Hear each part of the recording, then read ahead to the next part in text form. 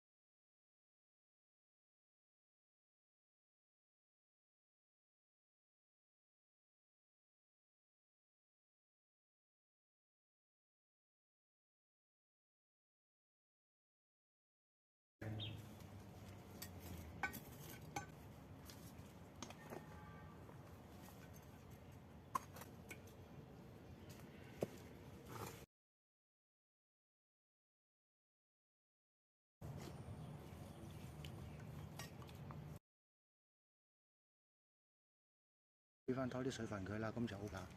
咁啊360度俾大家望望。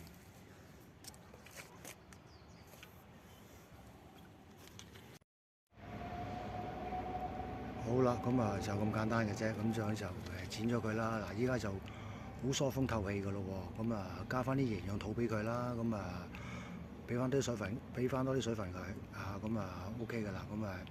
希望佢來年咧就有開花結果啦，所謂咁樣，咁啊希望大家網友啊俾啲意見留言，即係點樣再種嗰個金桔咧，佢出果嘅機會大咧，咁樣，咁啊俾啲意見，